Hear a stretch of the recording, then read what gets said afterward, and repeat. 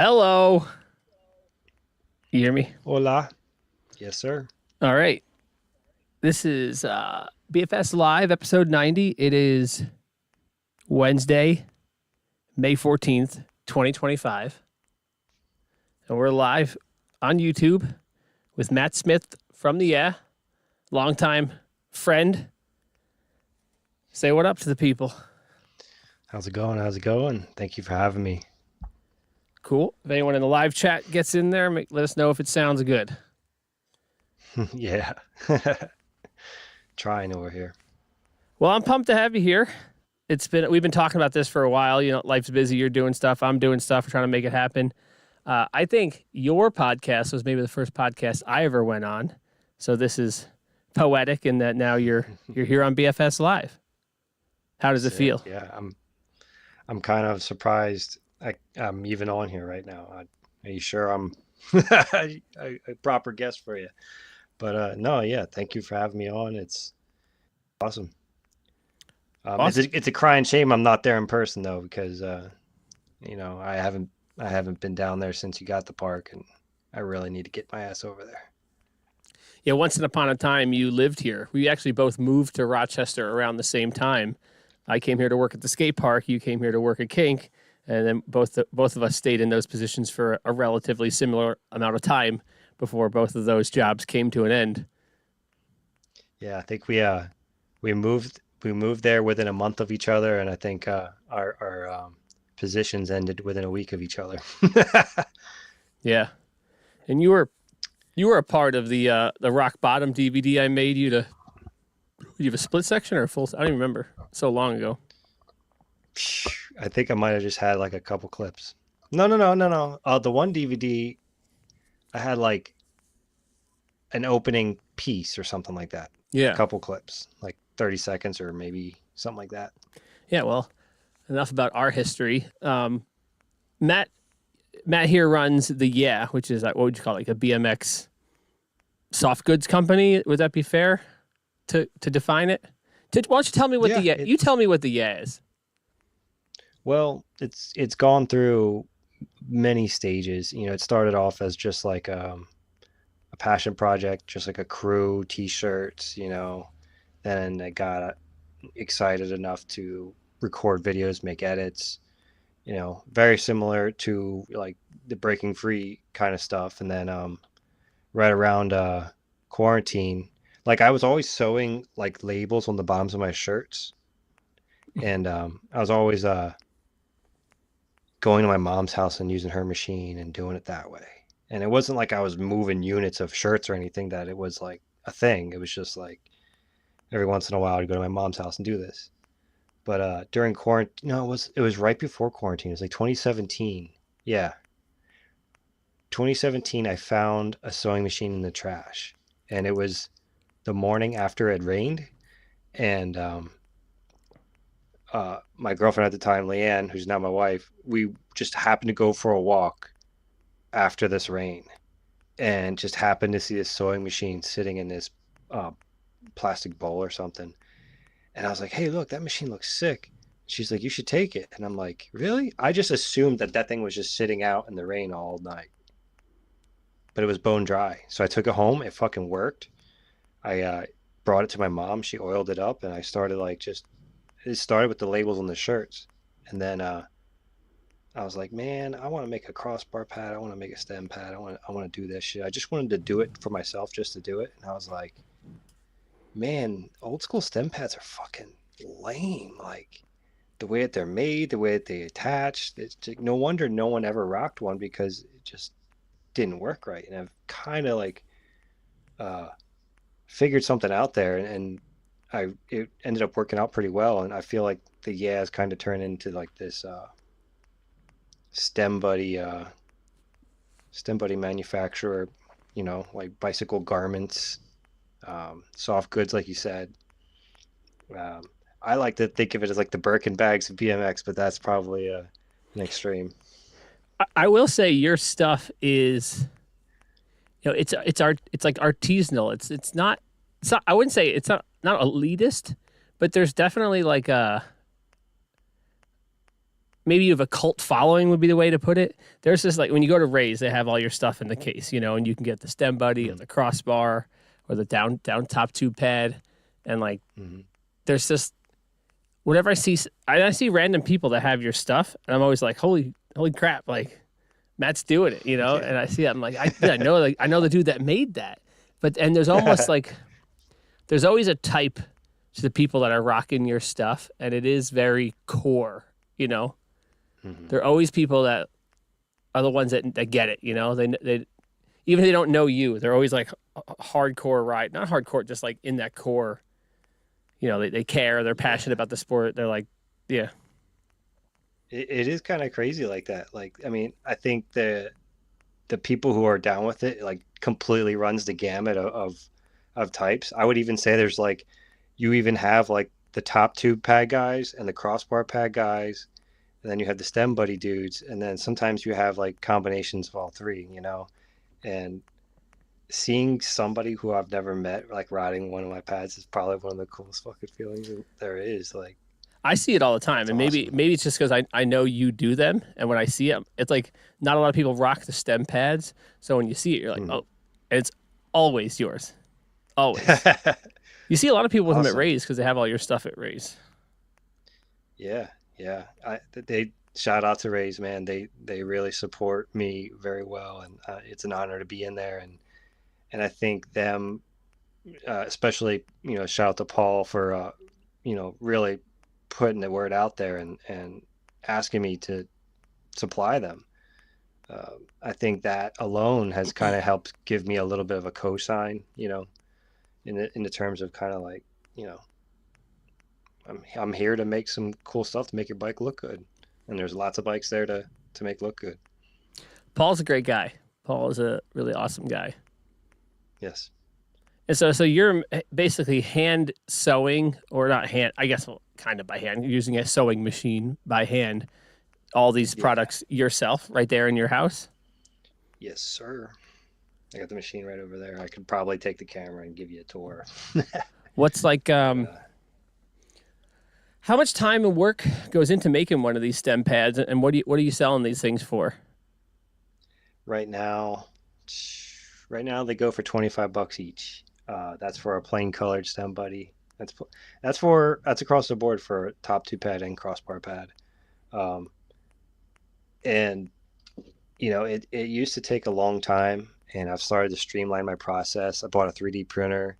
I learned how to use that, and now I 3D print my stencils, and that helps a bunch. I bought a Cricut because I wanted to use that to try and figure out how to cut like more intricate fabric shit, but it's literally easier for me to use the 3D printer than it is to use the Cricut and just like hand cut it, and then I'll just do it and figure it out. But yeah, it doesn't take too long, but it's right at the cusp of like whether or not I could work full time off of it.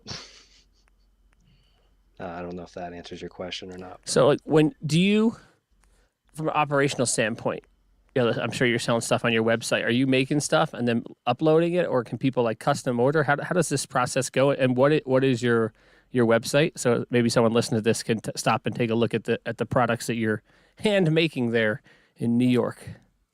Yeah, it's THEYEA.com, theyea.com. I forget the first half of the question now that I said that. Sorry about that. Just like so people can see what you're making and get an idea what they look like. And oh yeah, customs. I try not to do customs, but I will. But you do like drops. Yeah, I like to do the drops. I like to come up with an idea, and I don't want to tell nobody about it or nothing. All of a sudden it's out, and then you can get it.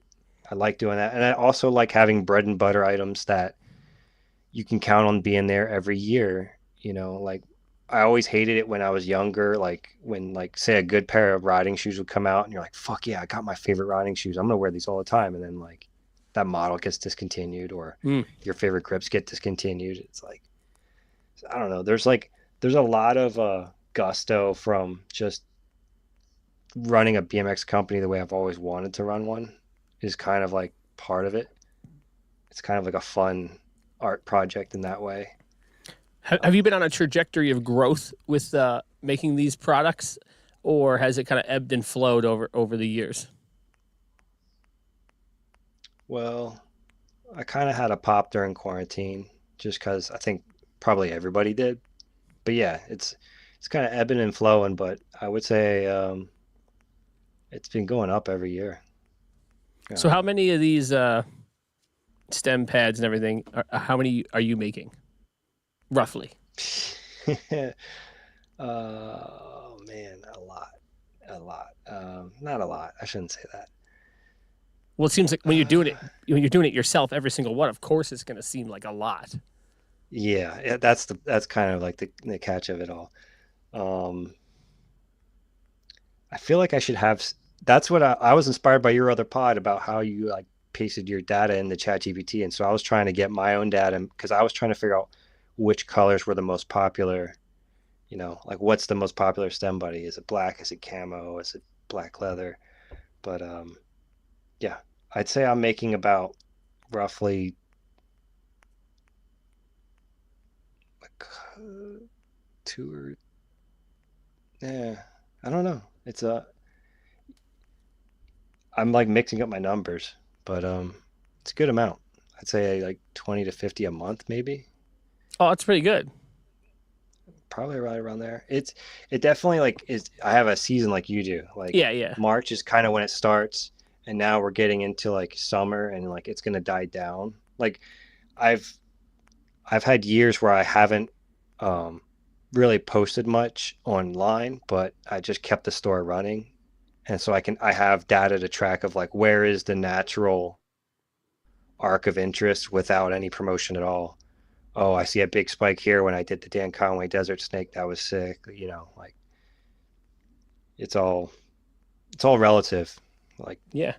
pressing on the gas a little bit. What, how many of these things you think you've made overall, if you had to guess? 1,000, 2,000, 10,000? Just stem buddies? Probably Yeah, 1,200. 1,200. All right. Probably 1,200. Anywhere between 1,200 and 3,000 probably. But now people are gonna be like running numbers on that or something. I don't know. Yeah. I got to say, I'm every time I go to Raise and I see that case, I know I already brought it up, and I go, damn, Matt's freaking doing it. Maybe people think that way about me when they like walk to the skate park and they say, oh, look at this shit, Dave's doing this thing, you know? Absolutely, dude. I think they definitely do. I mean, what you do is extremely tangible that everybody gets to share and take part in, and um, it's literally a space for the community. That's even more than what you can strap on a bike. Cool. Um, so I think we laid a little foundation of roughly what you're doing. You're making these stem pads, crossbar pads. You've done some clothing. You did bike videos. Is there anything I else you want to? promise no one's thought about. Sorry, go ahead. My fault. Is there anything else you'd like to add about what you're doing with your brand? Because I want to go into kind of like entrepreneurship within action sports is kind of where I want to go. So I just want a solid foundation of what it is you're doing. So there's just some context for the previous question. So is there anything else you want to add about your brand and the products you're creating? Yeah, I guarantee no one's thought about crossbar pads more than I have. Top two pads and stem pads. So when you're buying from me, you're getting something from somebody who actually cares what your bike looks like. That's like a big pillar of the brand is like no compromise. If Johnny Ive had a bike company, this is it. But the brand itself is just like I've thought about changing the name because I kind of hate the name, but at the same time I kind of love the name, so it's just like a mix there. But uh, it's the people who get it, and I love that about the brand. And it's kind of vague in some ways, but that kind of almost helps the lore in some ways too. So, uh-oh, getting the delivery. Alrighty, I just realized my freaking phone was going off and my Oh headphones were shit. like connected over here. Oh You ever mess with these bone conducting headphones? no, They work. They're actually, this is a total tangent. Basically, rather than sitting on your ears, they sit like right on your temples in front of your ears, and they're just kind of like speakers that like they kind of tickle your inner ear. They're kind of really interesting because you can hear everything around you as well as hear the music or whatever you're listening to, which is really really nice. It's one of those things that you didn't realize how much you shut off the world when you wear headphones until you wear those. Now, whenever I wear my normal old school headphones, I feel it almost feels like dangerous. I can't sense and feel what's going on around me. Big fan. That's awesome. That's good to know. Definitely. I was just trying to like open up the YouTube link to make sure you sound good because you're like echoey. You're echoey in my headphones. Oh, looks like Jimmy Rathbun's in the page. Shout out Wing Night at the sports page. Stevie Pala was in the chat. What's up, Stevie? That's cool. Yeah. All right. Oh yeah. So, like you said earlier, that your brand kind of organically evolved to where it is now. That's kind of how Breaking Free was. I made bike videos, and I spray painted T-shirts as well. And eventually, there's a skate park called Breaking Free. I remember when the skate park thing fell into my lap, and it was like hit the ground running. I distinctly remember being like, I don't have time to think of a good name. And I've just been using the name Breaking Free. At that point, I've been using the name Breaking Free for like 8 years or something. And I was like, well, it just makes sense to keep using the name.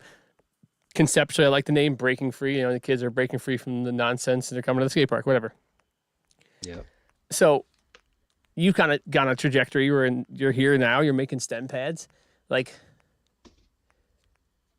did you think you're going to get here? Is there like, if you could go back, would you have done things differently? Well, probably not, to be honest, because like it was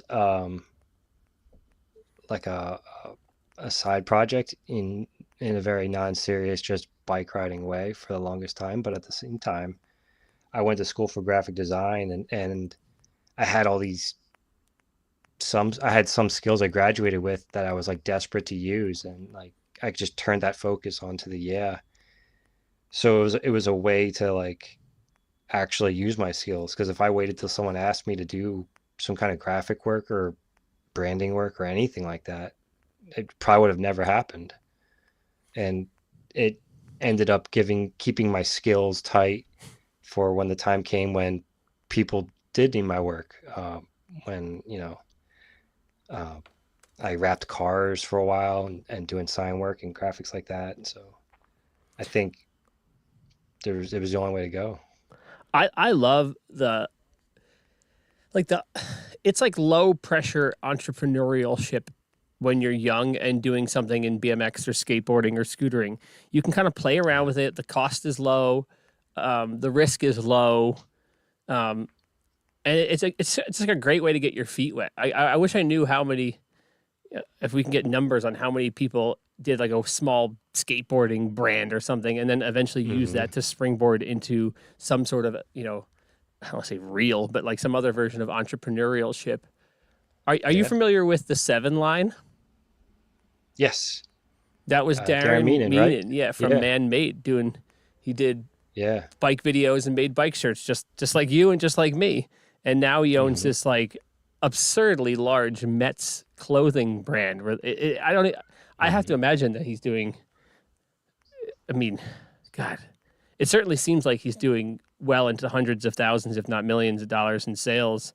But it's hard to know how many T-shirts turn over with that kind of stuff. But he's gotten so far with that BMX DIY ethic.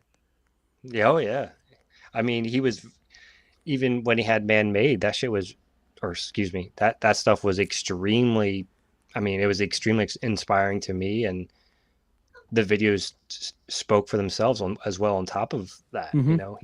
He correlated a crew, made these videos, put them out. He had Chase Hawk on the team. He had so many sick riders. So it's like he kind of cut his teeth back then when your butt wasn't on the line, I guess you could say. Yeah. He messaged me I was in a live chat thing on an Instagram live where Montana Ricky, former guest of the show, he set up this thing where he brought in Robbie Morales, the owner of Cult BMX, who is lined up to be a guest on the show as well, and Bob Pratt, who is the owner of Fiends BMX. And then he lined up myself and a bunch of other bike shop owners to come in and basically ask these owners of these bike companies questions point blank in a live forum where any bike rider, anyone else who wanted to be there can be there. So I got to be a part of that, and it was freaking awesome. And in while that was going on, Darren was in the chat, and I happened to be wearing a 7-line hoodie that day. And I have this 7-line hoodie that's falling to pieces. Like it's one of those hoodies that my wife is like, throw that thing away. Every time I wear it, she's like, right. Throw it away. And I'm like, it's just a good hoodie. But yeah, he saw me wearing it and he messaged me and we talked back and forth, and it was just freaking awesome. But yeah, God, that dude printed shirts in his mom's basement for a BMX company, and now it's like huge, you know. Much bigger than you or I, but you know, we're still in the sport. You know, it's hard to get huge if you're staying within action sports. It's like almost impossible to be huge in action sports because there's just not enough people to buy the product. Have you ever tried marketing your product outside of BMX? You did some flea markets or something, right? Yeah, I did do that. Shout out to Harrisburg Flea. It was like every Saturday for like 3 or 4 months in a row. There was like a winter market and a summer market, and that was just trying to do like a storefront style thing. I guess it really wasn't. It was more like a pop-up shop. That's what I meant, like a pop-up shop. Yeah. But you're just running a table, like whatever. And but outside of that, I haven't really. But I know I could if I wanted to, but part of it is like the word has kind of gotten out there enough where I'm like pretty busy and I'm like scared of more, basically. Are you doing mostly sales on your website, or do you have wholesale accounts outside of Raise? What's the ratio there for you? Oh yeah, that definitely ebbs and flows. I have a bike shops page on the site of all the bike shops that carry goods, past or present. And you know, those are local dealers. If they're local to you, I always suggest going there first. Those are my wholesale vendors, I guess you could say. Circuit, shout out to Circuit Bike Shop. They just bought some stuff really recently, and I asked them to send me a picture of the goods in their shop so I could post about it. So consider it seems like a real reminder, organic fit right there. Yeah, that's really sick. And I mean, I'm only gonna be making more cool shit. So come on. I'm scared of blowing up, but I'm also like excited to be in bike shops because I feel like that's a exact place where I want to be. That's cool. Do you have any plans of expanding beyond what you're doing as far as like the products you're making? I'm sure that I know the way you are. You probably have all these ideas all the time, but like as something that's a bite that's manageable to chew off. Right. My buddy Lawhead sometimes will ask me, "You ever think about sewing this? You ever think about sewing that? Like a fanny pack or a bike bag?" And I don't, because you can get bike bags for like $5 from China, so it's just like, why compete? And I have a fanny pack from a jogging company that's so elite I could never sew it. And then I think about, I know a little bit about sewing, enough to know that it would take me forever to sew a fanny pack, and if I sewed a fanny pack, I would want a lot more money than what anybody reasonably wants to pay for it. So what about like would meeting halfway be against your ethics, like buying a bunch of generic fanny packs from China for a few bucks, then sewing your patch, sewing your name onto it? Like, are you just like so into this, I'm making everything by hand, that's outside of your purview? No, that wouldn't be, but that comes back to like the branding aspect. Like, you're picking and choosing your products.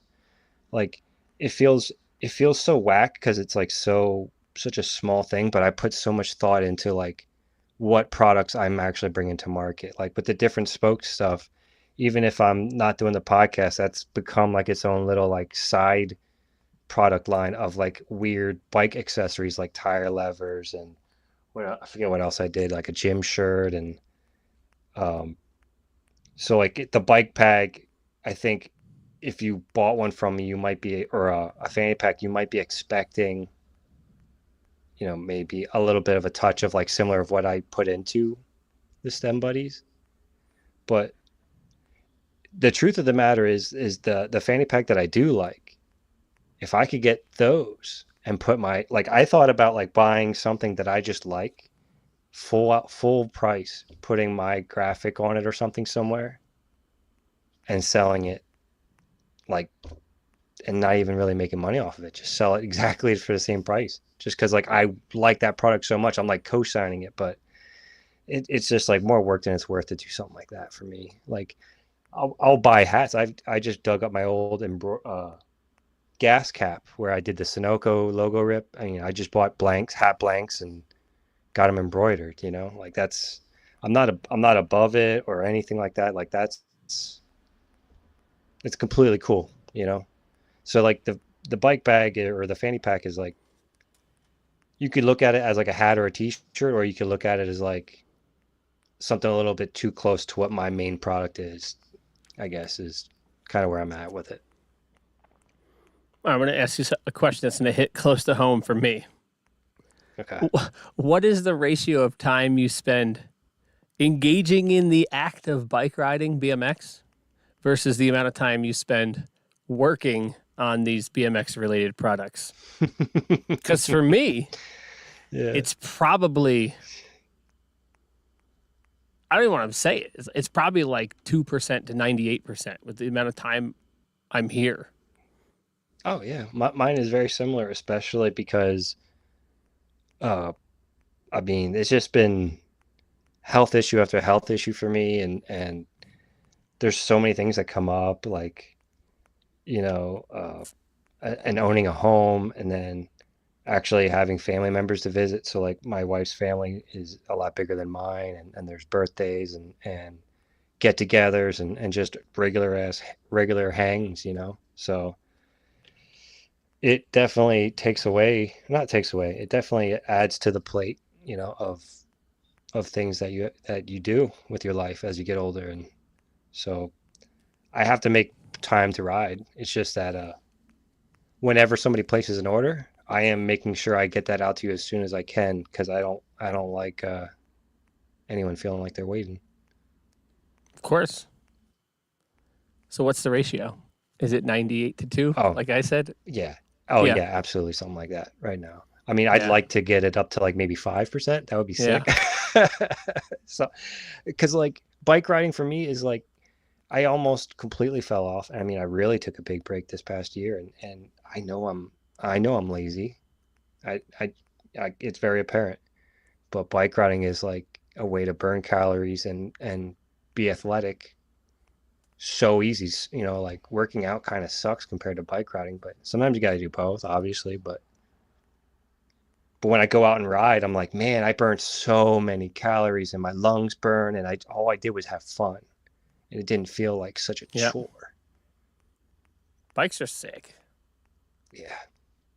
I don't have any time to ride. I try to ride. I was going to ride tonight. I didn't ride tonight. It's just tough. Life's tough. It's like you get to choose. Do you want to foster these communities we care about, or do you want to enjoy the community, And if everyone just tries to enjoy it, to quote Alan from that podcast, we need to, we got to make the pizza bigger so everyone can have a slice. It's got to be people like you and me and Paul Rad and the guys at Circuit, as you mentioned, who are out there doing the Lord's work, make sure that there's, places to ride and cool things. And like when I said earlier that there's a type of rider that rides your stem pad, it's like, it's always, you see a dude like, oh, that dude gets it. Usually a lot of times it's younger guys, but not always. But it's someone who like, like they're out, like they have the passion. They understand the full picture of what it takes to have a scene. It's not just one thing, And it's not just core kids either. There's dads that hit me up that say, "Hey, my son ripped his sack open and I and had to get stitches," like a 4-year-old kid, 5-year-old kid. And he's like, "I wish I found your product sooner." Put Mm. it on his bike. He's so happy for his son. And I'm like, dang, like that is just like seeing little kids with the pads, like son or fathers buying them for their daughters too. Like it is just so awesome. It really does seem like stem pads are something that should almost be bigger than they are, you know, because I remember you and I are old enough to remember when everyone rode metal pedals. And when plastic pedals came around, it was like, holy crap, I'm not going to need Mhm. stitches as frequently as before, you know, like it's going to Yeah, hurt, but it's not going to hurt as bad before. This is, you know, and yeah, everyone smashed their knee on the stem. You yeah. just think it would be How many more, times did you go? I'm sorry. uh, no, you can go. I was just gonna say, how many times have you been like cruising down the street? You know, you got one pedal down, you're like got your head looking at spots and stuff, and then just you hit a bump and your knee just banged your stem just a little bit, Yeah. just enough to be like, Yeah. ah, come on, didn't need that today. You know, Yeah. the stem buddy eliminates that, like flat out eliminates that. Yeah. We got So metal peg proponents in the group in the chat right now. Plastic parts are for toys, and I would argue that we are just riding little kids' bikes, which essentially makes it a toy. good thing a stem buddy's not plastic, right? Oh yeah. Did you ever look into you know those pads with a G form, G foam, G shock? Those pads that are like they're like it's a material that is like soft and squishy at low pressure, but the harder you hit it, the harder it gets. Have you ever looked into that for your stem buddy? I haven't had to go that far. I definitely had to do some R&D to get it to where it is now, but Yeah, that sounds pretty cool. Sounds really yeah. cool, actually. I don't know if you would be able to source that material yourself, but maybe you can get old people's pads and cut them up or something. I remember when I went to I mean, Interbike in like 2009, maybe they were there and it was a new product. Now they're pretty ubiquitous. They make full body armor, all kinds of stuff. They're like a unique looking pad because it's like a neoprene sleeve and all these hmm like little compart. squares, right? Yeah. They're usually Yeah, I think yellow. I've seen it. Yeah, Yeah. and it's weird. It's like the material is soft and squishy, but when you hit it, it hardens, and the harder you hit it, the harder it gets. So if you really whack it, in theory, it becomes like a pad, like a plastic pad. You would almost want to not want to hit it too hard because Yeah, I then don't it'd be know. like, I don't know. but very, very cool. I'm sure it's probably impossible to hit it that hard anyway. You'd have to like Has elbow there drop from the top rope. has there been a point in time in your BMX entrepreneurialship where you were like, "Holy crap, I made it"? Mm, yeah, probably recently.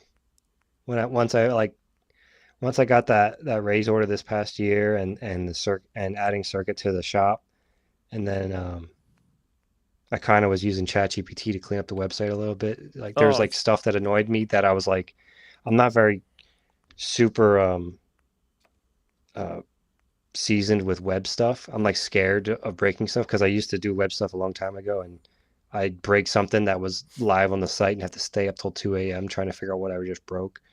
So I'm like really apprehensive to that. So once I got some stuff like exactly where I wanted it, I'm like, you know what? This is kind of it. This is kind of sick. Like just right where it is right now. Like kind of like the sweet spot.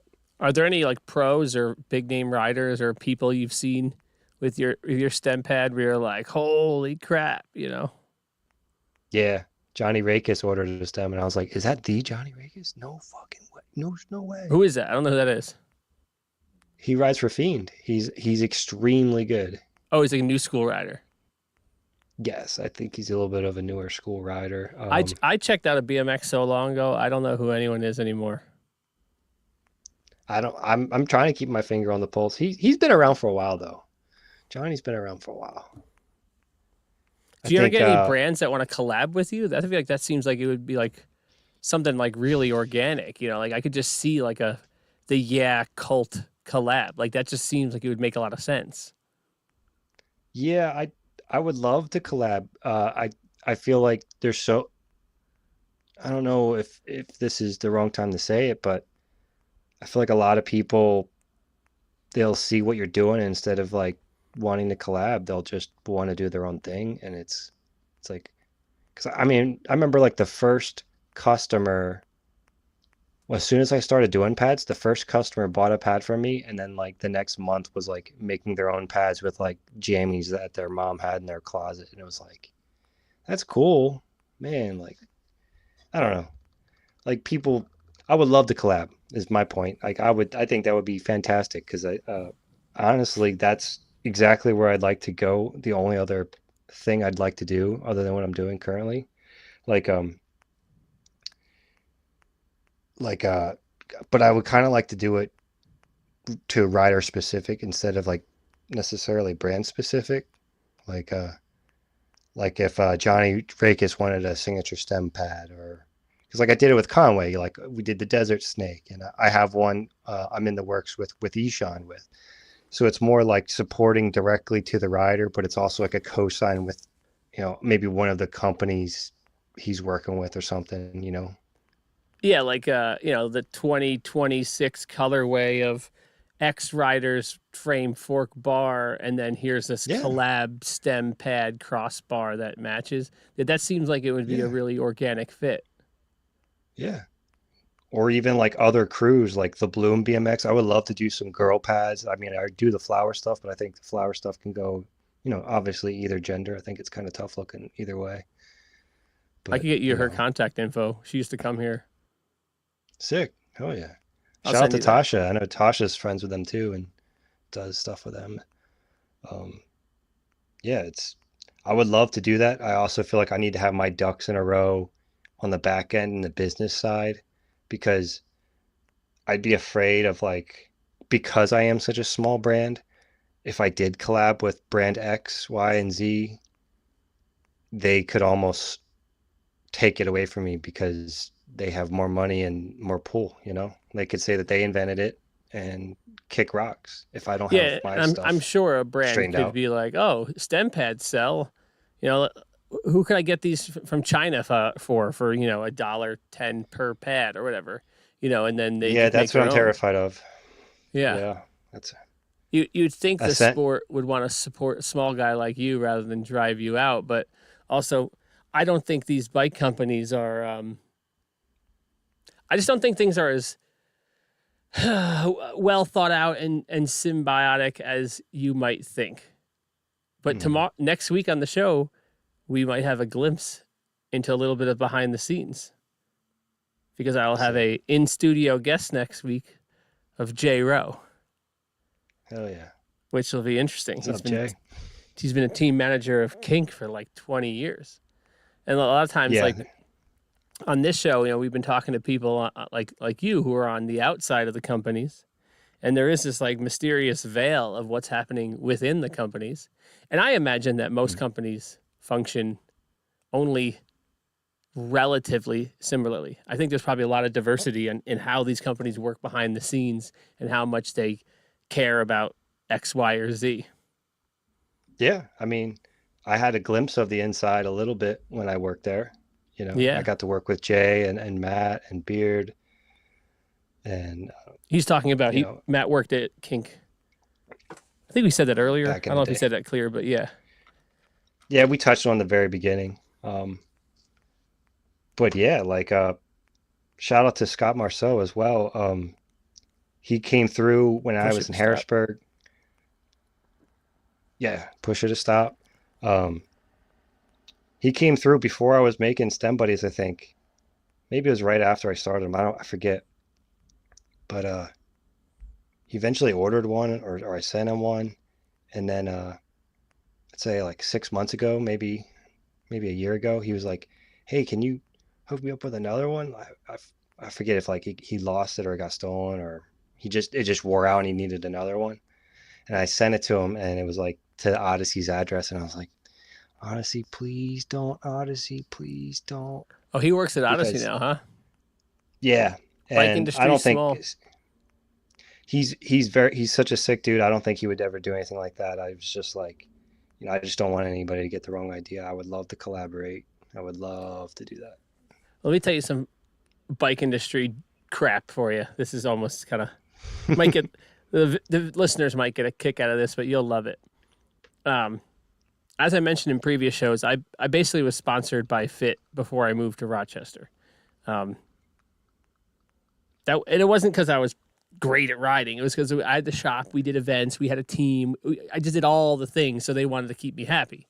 So yeah, I moved here, and basically since then I haven't had a relationship with them. And I've been open for 8 years at this skate park. I don't even have an account with S&M and Fit, which is they're called the building distributor. That's their distribution center. And I recently had 2 people reach out to me. One person wanted a S&M ATF frame. The other person wanted to inquired about an REA or RAE, some frame they make, the pre-order. And I was like, cool. I go to the S&M site, the building site, find the link, fill out the dealer application, submit it. I wait like a day or two. I waited till maybe Tuesday. I submitted it on Saturday, all day Monday, Tuesday. No reply. Or no, nothing comes out of it. So I email, because I got an automated email when I submitted it saying, hey, we got your application. We'll be contacting you. So I waited a couple days, and I replied to that email. I was like, hey, just wanted to touch base on this dealer application. No reply. Wait like another 2 days, email, hey, just trying to touch base on this. Haven't heard back. I have 2 customers looking for frames. I'm interested in a pre-order on this frame. Nothing. This morning, this was early April or late March, somewhere in there. And this morning, I got an email being like, an automated email saying, your dealer application has been accepted. And I was like, what? Like, how does that happen? How does it sit there for a month and a half? Did no one check the email? Like, they're not interested in new dealers? And then I got an email from one of the sales reps be like, hey, I just approved your application. Let me know if you need anything. But then didn't say anything about my previous emails where I specifically said, I'm looking for this and this. And it's like, do you not want to make money? It's so weird. And my God, the prices of bike frames now, holy crap. Yeah. $520. $520. I saw that. I was actually recently on their website for some reason. I was just checking some stuff out. When my buddy asked me to get him an ATF frame and I told him what it cost, I expected him to freak out and be like, no way. But he's like, yeah, that's fine. I was, okay. Yeah. And that's the other end. That's the other end of the bicycle spectrum instead of racing to the bottom is like when people know if you're providing something good and you stand on it, people respect it and they'll pay for it because, they respect what you're doing. Like, I don't mind paying a premium for an American-made product. I don't mind paying a premium for a good quality product, right? The thing that perturbs me is that 10 years ago, how does the price double? Is it a little bit of the materials went up, the cost went up, and we were making such little money on it. We just kind of it's all these things combined and suddenly it's like, you know what? Instead of, I remember when the frames hit, the Fit S4 was $399. I remember that was like, oh man, $400 price point, It's crazy. Yeah. Someone in the chat saying work frames. I think that's bitch cranks. That's probably Matt O'Connell. I mean, if I were to get another bike, unless somebody's trying to just send me something for free, the only money I would ever spend on a bike would be to have John Courts one of the frames he made right here in New York State for sure. That'd be sick. Other than that, my God, if bike frames were that much money when we were riding, I wouldn't have ever bought a bike frame. No way. Yeah, you would have. You just probably wouldn't have had any decent wheels or anything else to go with it. Dude, I was breaking a frame every 9 months to a year. Yeah. And it's back then, those were all American-made Fit frames. It's just I was riding that much, that hard all the time. And now it's forks are $210, frames are $500, bars are $120. You need to take out a goddamn loan if you want to buy a bike these days. It's a little bit closer to mountain bike pricing now, And little that's a bit fair closer. argument that mountain biking is like a whole order of magnitude more expensive than BMX. Yeah, and I mean they have their own problems too. Not like they're doing it right. Well, Trek is a good they have example. manufacturing on their side. They're in all the big factories in China and Taiwan and whatnot, and they have scale. Yeah, if you're moving the most units, you have the most say. Yeah, for sure. Yeah. So Where were we has there going with been that? instances where some brands put out like a stem pad and you're like a little sus, like, oh, are they biting on me? No, No. no. I I used to get I used to feel weird about other people doing crossbar pads for some reason, but that was just me being egotistical when I was younger because uh, I was barely doing them, but I was like so puff my chest out about it when like in my head, like I was like, this is my thing. You're gonna do your thing too. Like, why don't you want to collab? Duh. But it was just me being a stupid crap head. But there is like I think there's like a Russian company that does like a rubber version of a stem pad. It's a completely different concept. It's so sick. Like I'm happy that other people are trying stuff. Like it's definitely a problem that could and should be solved, and you're already going to get your body beat up riding BMX so as it is. Take out the most common denominator that you're normally hitting. Why not? So Do you think there's a market for you to get into the mountain bike world, the dirt jumpers? Like the stems are a different shape, so you have to do a little R&D to make it work. But there might be a little more well, people. I bought my first big bike last fall. I just bought a cheap Walmart bike just to get started.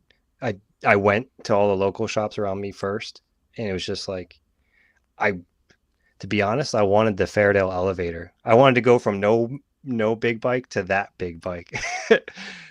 But that was just me being, a BMX head and wanting something sick, and just ended up getting like a cheap Walmart bike to start. I got one that you can upgrade the parts on and swap out pretty easily.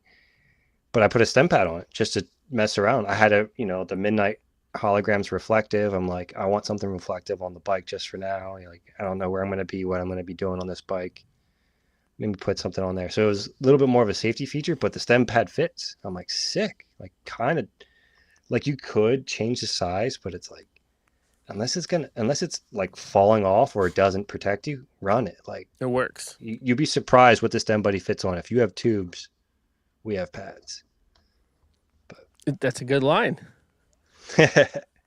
The dirt jumper domain is really seemingly in this area taken off. Not just like Rochester, but you go to Joyride, you go to Ray's in Rochester. Like there used to be none, and now there's some, Mm-hmm. and in some places a lot. Mm-hmm.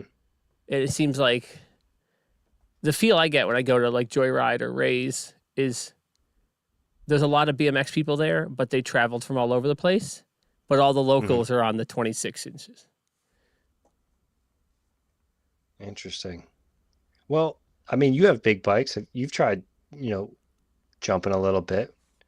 Like my bike has a derailleur, so whenever I go off a curb, it's like it kind of feels cool because the wheels are big and the tires are huge and everything. But then as soon as I get off the curb, it's like ka-ka-ka-ching, ka-boom, Well, you chain need a bouncing better around. derailleur is what you need. I know there's all these things you can buy. I saw like the thing that you Because bolt if around your you have a sprocket cheap and bike, hold your it's probably an chain. 8-speed, and those are cheap derailleurs. And once you get to the higher end mountain bike derailleurs, they have stronger spring tension. Some have a little switch, so you can change how much tension is in the derailleur. Yeah. Yeah. So you can like eliminate chain slap completely? I know you can get the sprocket thing that kind of like puts tension on it too. It's like No, I mean on my like a normal mountain roller. bike, it's just enough tension on it that there isn't slap. You can also, Sick.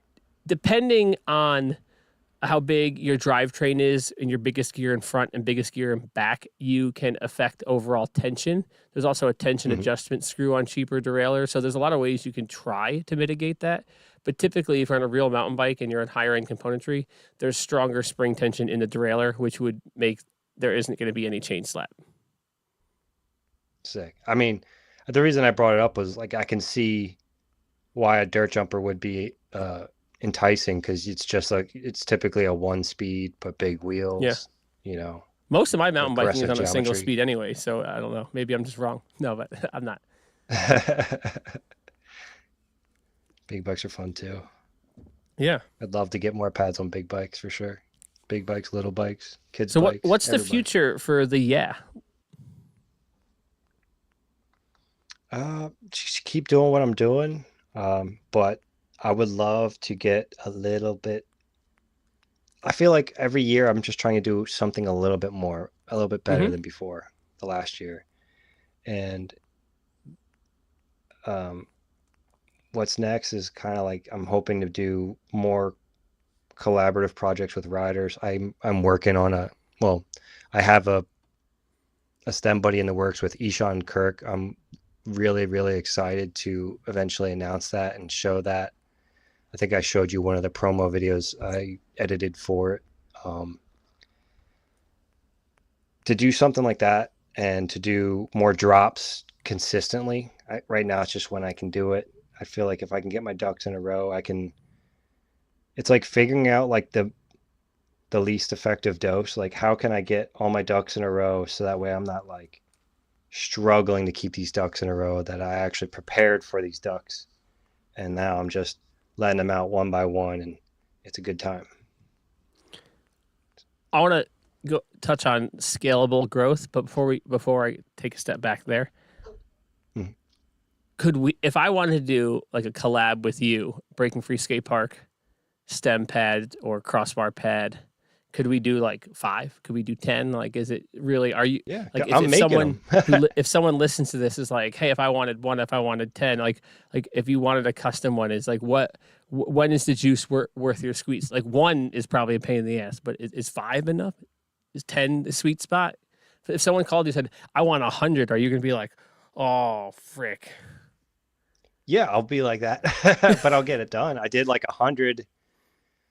I think I did 100 for Rays. I don't know. Wow. It wasn't like all one color though. It was like 5 black, 5 blue, 5 red, but to do a collab is, it's also like what you can make with it, and if it's worth your time. Is it worth your time to do 1? Is it worth your time to do 3, even if you're not the one selling it? Well, let's talk after the show. We'll pick that up. Maybe Absolutely. we could do. Would love I to think do that. it would be sick. Yeah. Stepping back, scalable growth. I was actually in. There's this new bar in town. It's actually a soccer bar, but it's like actual soccer, so they call it football. So it's called. Sick. So it's right where Tops Rail was. Or is Tops Rail is still there, but Tops is no longer there. It's in Aldi, which is great. I go to Aldi all the time. But right at that intersection across from the CVS, there was this bar that closed, and now it's like this soccer themed bar. And I ended up there. A friend of mine was working, and I was talking to the owner because I was the only one in there. He was the only one in there, and we're just like talking business owner to business owner, which you do. And the one thing I was saying is, so many businesses, it seems like they just like bust their nut real quick. They'll spend like $1 million up front to build out the thing, to ramp up everything. And they want to hit the ground going full speed. And then, 9 months later, a year later, they close, and they're just like, they got screwed. It's over, right? Versus It's a shame. like a scalable growth where it's like, all right, we're going to open up being, halfway to what we want to be, a quarter of the way where we want to be. And then we're going to slowly get there, right? As we make more money, we invest more into our space, And I think that's one of the things that's great for when you get young people in action sports who have this kind of entrepreneurial stripe. Like with you and I, it happened really organically. You did this, and then you did a little bit of that, and a little bit of that, and a little bit of that, versus this other catastrophic model where people somehow convince someone to partner with them and spend all their money, and then they get screwed over. It's tough, dude. Mm-hmm. Would you? Yeah. Do you like the growth you've had? Yeah. I think it's.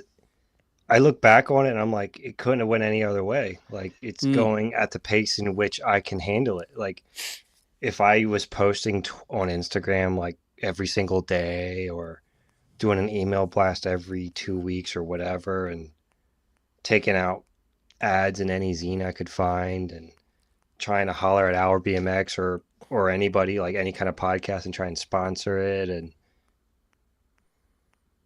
I feel like it could go really, I don't know how. I just feel like there's so many people that ride bikes. The scale could be pretty big. Do you ever think But at the about same time, what would happen if it exploded? Like, do you have like a framework in your head where, like, if all of a sudden becomes unsustainably busy, do you have any idea what you would do in that scenario? there's a couple options that I've kind of kicked around in my head, but it's all kind of scary. Because it all uh, involves employing people, which is super scary. yeah, because I'm the one that makes everything, so it's like I've messed around with having somebody else sew stuff for me, just crossbar pads and top tube pads. So I have these pads I do not put on the site, but I give them out for jams. They're sick. They're clear, and it has like carbon fiber in it. It's called sailcloth. It's from like this something with boating. Like I don't know why you would need like clear fabric that has like carbon in it, but they sewed them for me at the specs of my handlebar and crossbar pad. I was like, sick. All right, can you do this fabric too? And I sent it to them, and I get it back, and it's like they did it, but it don't look like I did it, and that's what you're giving up when you start having other people make your stuff, is like no one's going to care as much as you do. So Oh like yeah. certain businesses scale easier because it's easier to remove yourself from the equation. With my situation, it's like my mom sews. Like I would probably try and get her on board, but she's like retired and chilling, so it's kind of hard. I would Does maybe your mother sew? teach my wife yeah, sew that. So That's so true. I go to this coffee shop, not far from the bar I was just talking about, and the owner's great. Everything's they care. They're just mhm. passionate about what she does. When she's there and she makes your drink, it is better than when her employees make the drink. And I'm not saying the other ones are bad, but I've become a bit of like I wouldn't say I'm a coffee snob, but I do really like coffee and espresso drinks. And I have my own machine at home, and I got into the whole freaking thing. It's a fun little hobby, and she makes some like artisanal espresso drinks that are unique combinations of flavors, and they're not overly sweet. Like if you go to Starbucks and you get like a vanilla latte, it's just like there's so Mhm. much sugar in it. She does these like tasteful combinations. Like she had this one on her seasonal menu now where it's like house made strawberry syrup with Szechuan peppercorn, which apparently has this like tingly mouth numbing sensation, which like works with the other flavors. And there's I think local raw honey and something like it's just like they're just tastefully done, right? Wow, And when that she is makes sick. them, it's always better than when the people working there making them because like it's her business. They're your stem pads. It's my skate Mhm. park. It's my bike shop. I don't want to pay someone else to fix a bike that someone's giving me money for. I want my hands to be on it, so I know for a fact that I did it right or that it's Mhm. 100% my fault, which sometimes it is. Right, yeah. Yeah, Did you see that post damn. I posted the other day? I fixed this woman's e-bike and she sent me a freaking card. I posted on No the way. Breaking As like Free a thank Bikes. you? Yeah, so she had a folding fat e-bike and it broke. Like it hinges in the middle. It's crazy. Like it's kind of hard to explain. Mm. So the top tube is like this big. It's almost the size of a 2x4 or a two Like a by six. And there's just Yeah, yeah. there's one tube. There's no top tube or down Mhm. tube, just one tube. And the I've battery seen is these. is in the upper half of the tube, and then the controller is in the lower half. And when you close the frame, they come together, right? The hinge broke. The frame just broke into two pieces. Oh. So I had to it's all internal routing, it's internal wires. You have to get the Mhm. controller out of the frame, the battery housing out of the inside of the frame, and she couldn't find anyone that would do it. And I was like, yeah, sure, I'll do it. So it was actually a fun project. It wasn't really that hard. And her bike, which was out of commission for a few years, is working, and she sent me this card, and it was like, I got to ride my old friend for the first time in years. Thank you so much. Like, it's crazy, dude. And she tipped me when the she picked it best up. right there. I charged her, I think $150, and then she tipped me on top of that, that's like the most I've like almost charged anyone for anything, really. Right. But that passion, that's what translates. That's why people like your stuff. Yeah, definitely, man. Like when there's been times where kids have like, not just like the dad with the poor son had an injury, just like kids that have like smacked their knees really hard have been like, oh my God, this saved me so bad on this. Check out this clip. And it's like, man, I wish I had like a testimonials page. I need to figure out how to do that next. Like, it's so many marketing. people, like not so many, but like, let's say maybe one a year or something. Somebody's like, dude, this saved me so much. I'm like, hell yeah. That's what I love to hear. Like, that's sick. And like seeing like, I wish I could travel the world riding every spot ever. And when I get to see some random person in a sick spot doing something sick with my pad on, it's like, it's almost like I was there in a weird way. Like, it's just leaving your mark on the sport, dude. It's epic, dude. It's kind of like, yeah. I've had this thing happening now that I've been hustling on social media. My channel's been growing and everything. I hit 10K followers this week, which is awesome. Between TikTok and Instagram. On which account? Just the skate park one. Oh, that's like acute.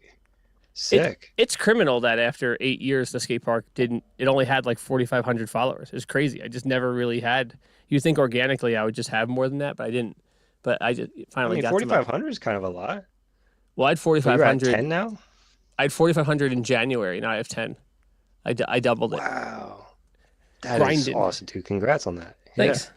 But I've been getting comments from people, and I'm posting on TikTok too and Facebook, and I get these random comments from people who are like, holy shit, I used to go there when I was a kid. Oh my God, that was the best spot in the world. And it's like, I don't recognize the names. I don't know how, like, I can't possibly remember everyone, but it's kind of like to your point of seeing a STEM buddy, like having this person comment, like, I go look at their page and it's just like it's random, like 30-year-old dude somewhere. And it's like, that's why I do it. I do what I do because I understand like I'm going to be like this priceless piece of a ton of kids' childhood, Yeah. Absolutely. It's epic, really. You're making waves, you're making memories, providing a space for those memories to be created on a daily basis.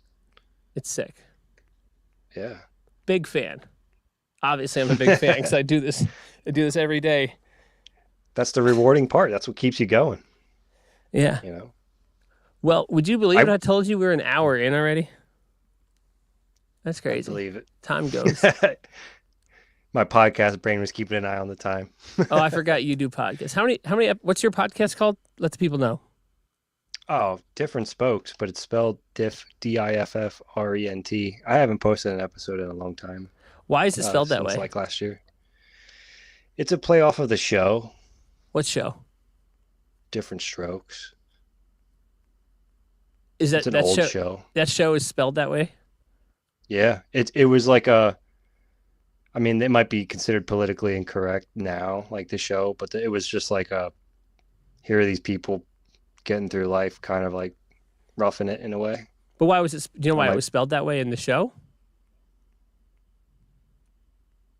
I never looked it up necessarily. Oh, I kind of stopped at that point, I think. Yeah, I always wondered why it was spelled that way. I kept thinking back in the day your show was called Broken Spokes, not Different Spokes. Well, I think Fudger thinks that too. He's talking shit on me, calling me the wrong name. Oh, was he? Well, he was like, somebody said something about like, oh, there's so many podcasts out. And he's like, yeah, there's like Bent Spokes and Get Off Our Shit. And I'm like, Jesus, dude, calm down. I'm not even like coming at you. All right. Damn. I think he was just, joking, to be honest, but you see they shouted us out like last month. The park. Yeah. Sick. They do like a Was it on things that happened BMX episode? Yeah, I guess they do that monthly recap show or whatever. Yeah. I don't watch it. But actually Jaden hooked it up. Jaden basically was like, he's friends with everyone now, and he's like, I could just ask Fudger if he'll, talk about it, and he did, and it worked out pretty good because he talked about the old Daniel Dares Park closing, and then used that to transition into talking about my park, and he showed that my viral video that went like 100, it's like 130K now, but just like played a little bit of my video and everything, so that was pretty sick. Awesome. Yeah, and shout out to Jade, man. That was a good episode. You guys talking. Yeah, that's probably why J. Rowe wants to come on, because he literally told me he wants to, talk about the other side of the story. And while I do think that's compelling, I told him we could weave that into the whole thing, because, like, God, as I said before the show we were recording, like, Jay and I have had a interesting past, as a lot of people have with Jay, and he's like, I don't know if it's controversial is the term, but like everyone in BMX knows him, and almost everyone in BMX has an opinion about him. And you could say the same thing about me in the tri-state area. And but as I said in the Jaden episode, you can't argue with the results. Like, you could like the guy, you could hate the guy, but he's been in the bike industry for longer than almost anyone. And I don't think it's almost like J. Rowe deserves a little more respect on his name, because there's people who have been in the bike industry for 20 years, 25 years, and they're considered legends, just like ubiquitously legends, flat out. Mm-hmm. And then Jay's been there for mad long, and he doesn't really kind of get the same kind of credit. And Kink has been through so many phases, and Kink made so many iconic videos and products, and just like, yeah, like I said, like, I remember Jay before he worked at Kink. Oh, really? Yeah, when I moved to Philly to go to art school. There was this apartment in the dorms, and I don't know if it was Jay. I don't know if there was anybody else with him. There probably was. I just remember Jay and his blanket. I'll leave it at that. I don't want to make fun of him or anything, but I just remember Ganware, like, somebody took his blanket and like hid behind a door, and he almost like busted the door down to get the blanket back. And I was like, don't mess with Jay. That's when I learned, don't mess with Jay. Yeah, I imagine. But like you said, though, I from what I've heard, him and Daryl have been really close for a really long time. That's Daryl Taco. Yeah. And Daryl's brother is Brett Taco, who's like one of my best friends. So there was always this like parallel relationships and bike riding stuff. And Kink had you were in originally you were in central, what do you call it, like East Central PA. And I was in Central Jersey, which wasn't super far from each other, and were like in scenes that were like tangential to the Philly scene. And in the late 2000s, the Philly scene was epic. It was huge. It was like a mecca for BMX. And Kink had a pretty good. Both Kink and Fit had a pretty good foothold in the South Jersey Philly scene, despite not being local companies. And mostly because of the people that they were sponsoring in that area. So a lot of strong presence down there. Yeah. And not for nothing, Jay and Matt are two of the people who helped usher in the BMX complete wave back then. They were part of that. I think they started that complete bike wave. I mean, I could be wrong, but I remember Matt telling me a story, and it sounded like once everybody else saw what was happening, everybody else kind of got on board. Well, there was, Eastern was the first company that had 25/9 gear ratio on their bikes. Yeah. When all the other brands, Kink wasn't in this yet, I don't think. No, they weren't. It's Harrow and like Miraco. And Eastern came up with a loose ball bearing 9-tooth wheel. I don't think came up with it, or if someone in China or Taiwan did and they just adopted it. But it was an interesting technology because the axle had a double-sided race molded into it, like a spine. Jeez. Wow. And so the driver would have like 1/8 ball bearings in it, and the hub would have the bigger bearings in it. So you would like. It's really interesting. So the lock bolt and bearing bolt on the non-drive side was that bolt tightened like the hub, basically. Like you could have the driver not in the wheel, and the wheel would be tight on both bearings because you had this race built into the axle. Then you would have to basically pack the bearings into this driver with grease and like skillfully slide it, Mission Impossible it onto the axle so they didn't go out of place, and then pack grease into the driver and put all the bearings in the driver, and then put the cone bolt on. So then the cone bolt would adjust only the driver. But it was also kind of funky. So sometimes like the bolt on the driver's side would kind of adjust, would tighten the hub a bit too, because the way things shifted and whatever. But we didn't need to get down the whole wormhole. But Eastern was really the first one to go kind of big in it. And then Kink got into it not long after that. But from what I saw, and Stolen was there and a couple other ones, Fit was the first company who made complete bikes that looked like custom bikes. They were very minimalist on the stickers. The Kink bikes were always awesome. The Kink bikes have always been the best spec'd bikes per dollar on the market, flat out, full stop, always were.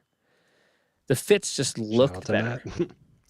The thing is, like, the Fit, it's like Kink got into the complete bike market, and they were trying to make complete bikes that looked like complete bikes. So they had a lot of stickers and like interesting color schemes, and like it looked kind of cheesy because complete bikes always look cheesy. And it makes sense. You're trying to get into that market. You make a bike that looks like what's in the market.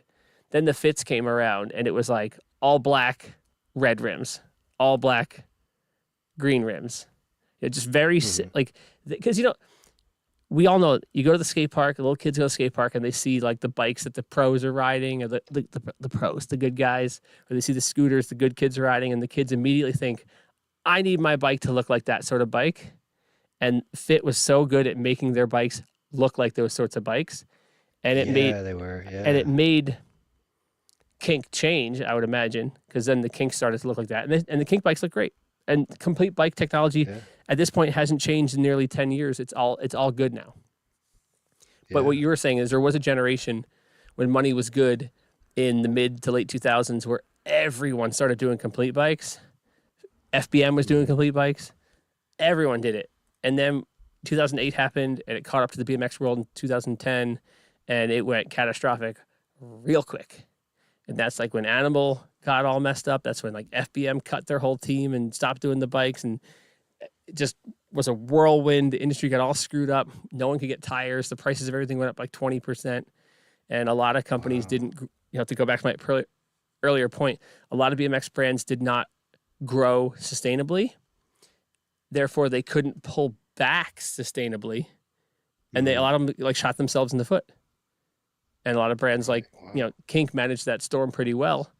And then when COVID happened, I saw the writing on the wall. I saw this was going to happen again. And from what I saw, Kink did not handle that well.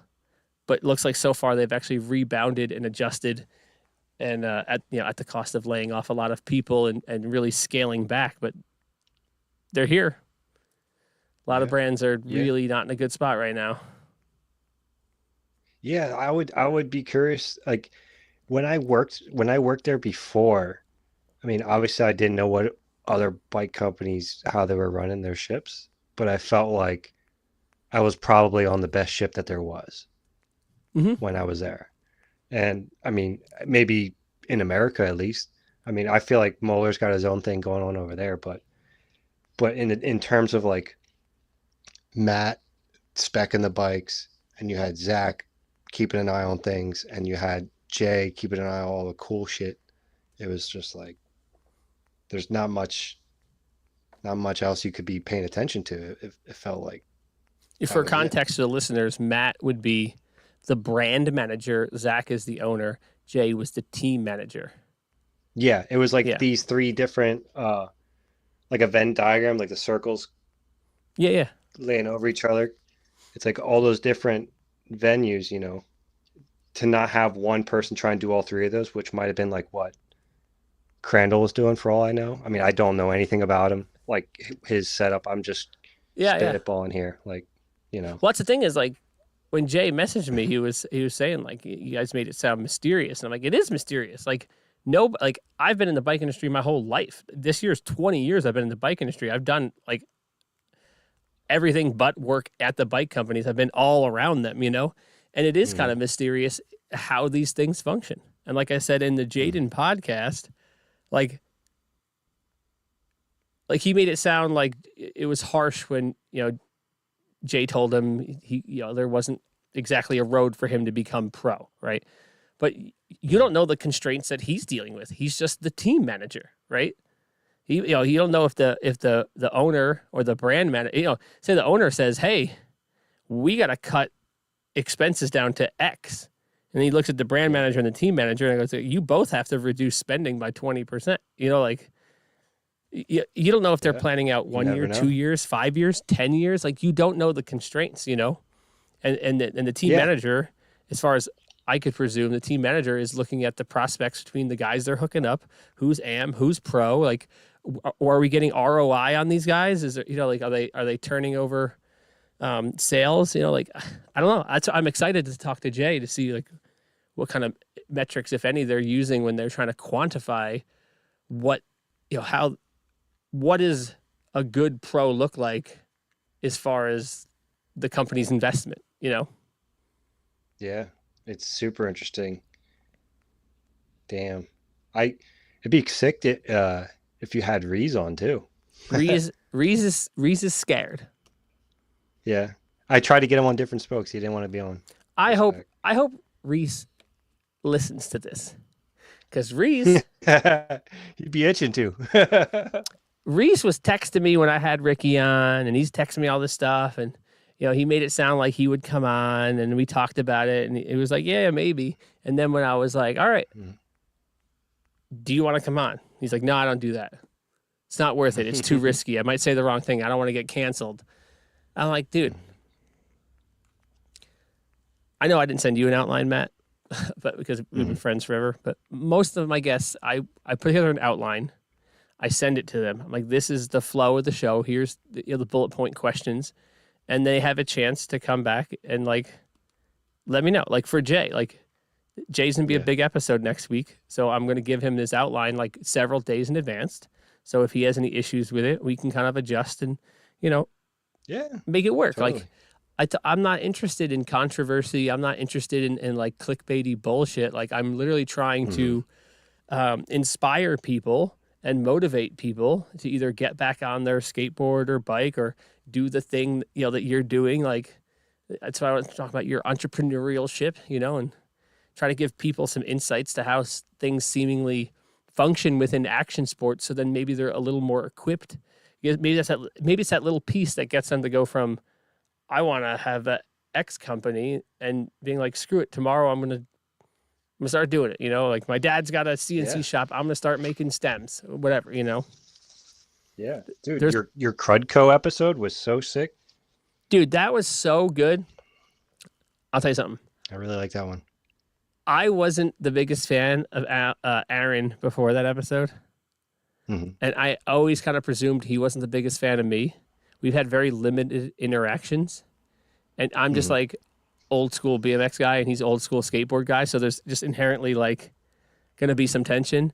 And then he's skate park owner, skate shop owner, street skater.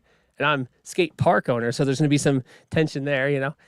And he came in here, and it was one of the best episodes. It was incredible. I feel like it was like Step Brothers. I'm like, did we just become best friends? You know? After the show was over, we talked for like another hour and a half. I'll tell you more about that off camera, because there's a lot of off the record stuff we talk about that like I wish him and I could talk about on camera, but it's just it's stuff that's better. It's better for both of us to not talk about on camera. Yeah. But yeah, whatever. I'll digress from that. I'll tell you about that later. But yeah, circling back to the episode, it was just like, I mean, when he talked about like his relationship and the shop kind of coming in between that, for me, that was kind of like a little bit of a wake up call, because I get stuck, you know, like I said, I'm always trying to put out orders right away and sometimes it's like, I don't need to drop everything I'm doing the second. I can catch it tomorrow at 6 a.m., you know, like You gotta have a chill, balance. enjoy your family life. Yeah, you gotta.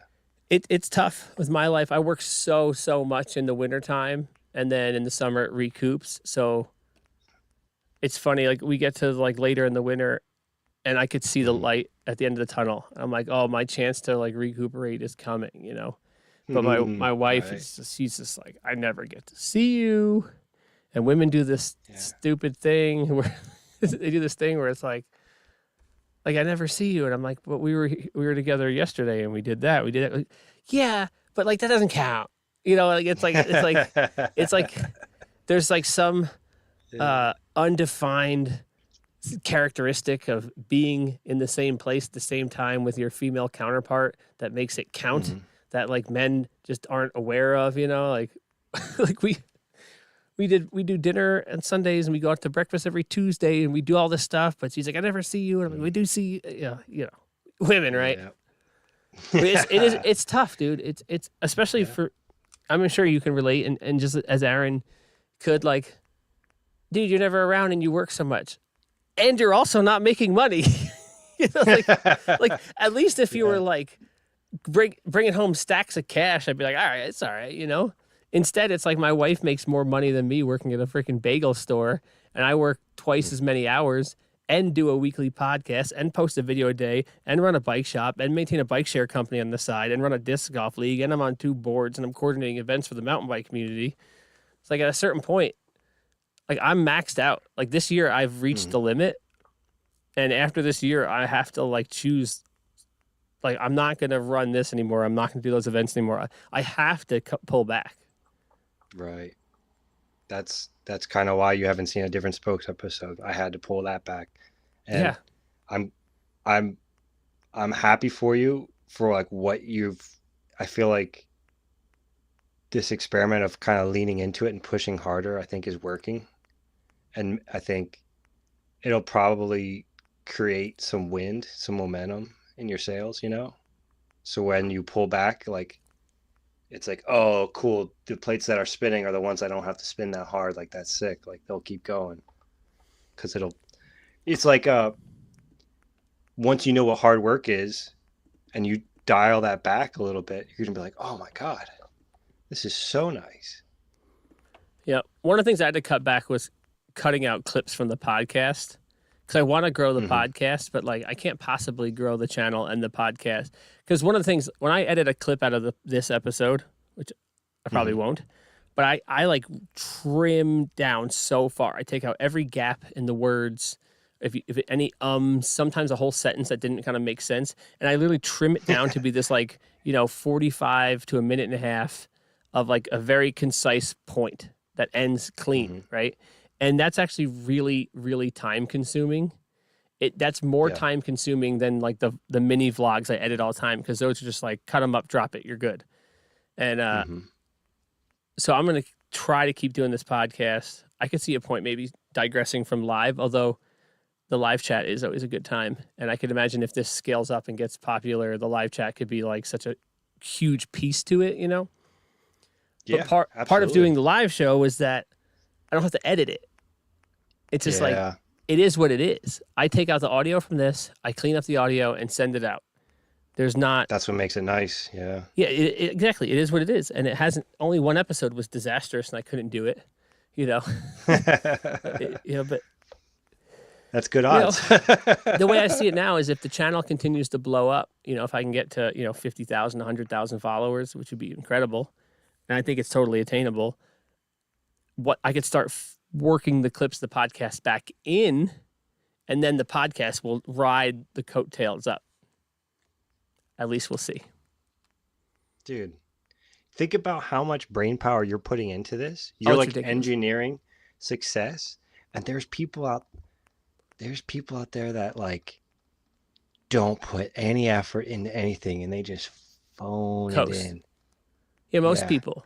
It's crazy. When the day comes, the skate park's over, which could be like a year and a half from now, depending on how things go. It'll be bittersweet, because the amount of energy and time I put in, and like I said, I'm basically running a skate park, a bike shop, and a media company at the same time. Like I could do any one of these things and do really well, like really, really well. Not do all this for $12,000 a year, you know, not do all this and be crossing my fingers that if I have a good year, I might be able to bring home 25 grand, right? I could do this and make like 50, which in my mind is like, I'd be rich making that kind of money. But that's, you know, as we said, you and I have decided to be, you know, entrepreneurs or whatever in this action sports space. And part of it, I would say it's a double bottom line business. In one sense, you have to pay your bills. I have to make enough money to pay my bills at home. But the other thing is I get paid in the community impact, seeing the people, seeing the kids, seeing all those things, seeing the guy in the video you said with your stem pad, like those things are worth so much. And as you said, it creates waves. And I understand that those waves will outlast, you know, it'll outlast the skate park. It'll probably outlast me. Because at this point, there are kids that come to the skate park who were not even born when I opened the skate park, which trips me out. Yeah, that is sick. Isn't that crazy, dude? It's like the longer you're there, the more community is there, you know? The more just think about like Charm City. You've been to Charm City down in Baltimore area, Maryland, or wherever they're at. Mm-hmm. They're like 25 years now. There's probably people that go there who rode and now bring their kids there. Mm-hmm. That's crazy. Imagine having an indoor skate park and being like, yeah, my grandpa used to come here. That would be crazy. That would be crazy. That would probably be like a new achievement. NBD. Grandpa edition. Bananas, dude. Because at least like you make a tangible product. So like your stem pad in theory could go from one bike to another bike to another bike. Like once I'm closed, I'm closed. That's it. There's no more skate park, right? Right. You could do something somehow, maybe. Well, it's also like the ramps here. Some of the ramps here are from Crank, some are from Rasp. So there are ways, you know, it could live on. I really would like to think that if I were to close up, I could find someone willing to come in behind me and willing to, you know, okay, you carried this thing on your back for long enough. You need to go see a chiropractor. I'll take it and put it up on my shoulders and I'll carry it for a few years. Yeah, right. And I think that is like the fact that you're even mentioning that and thinking about that. I wonder how many bike companies are thinking about that, because Jay and Matt are young, you know, they're our age, but Moeller, everybody else is a little bit on the older side.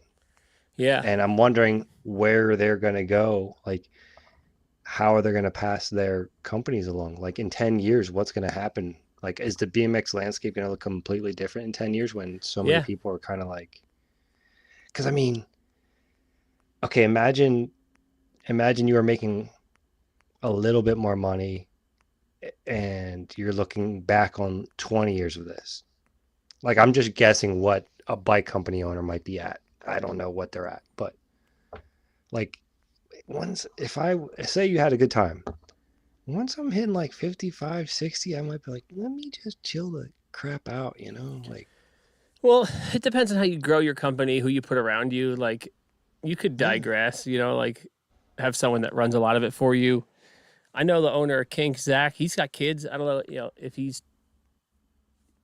tell your kids, hey, go to business school and take over my bike company, you know, like, I don't know if that translates, you know, like maybe if his kids get into BMX, they'd be interested in it. But like, if you own a bike company and then you have kids that aren't into BMX, like what interest do you think they'd have in running a BMX brand, right? Or skate brand for that matter, you know? Yeah. If your heart's not into it, you're not going to be into it. Yeah. It's like, what are you going to do, you know?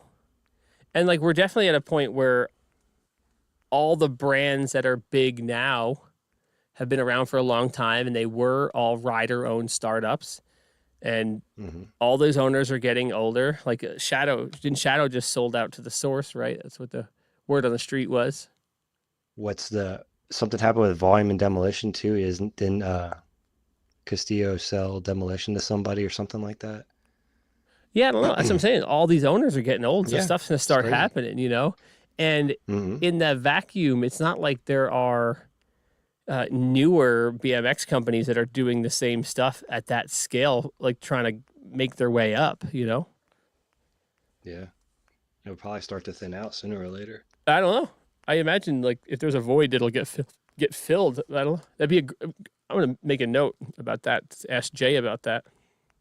Yeah, Be a great question.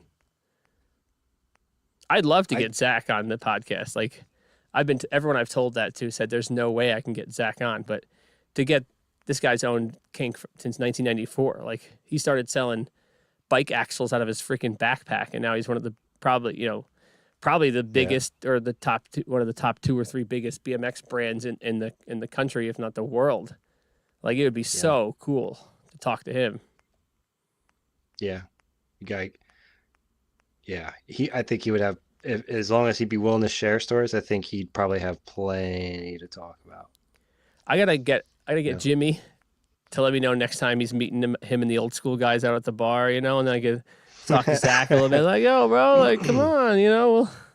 Yeah, definitely. And just like I wonder what they're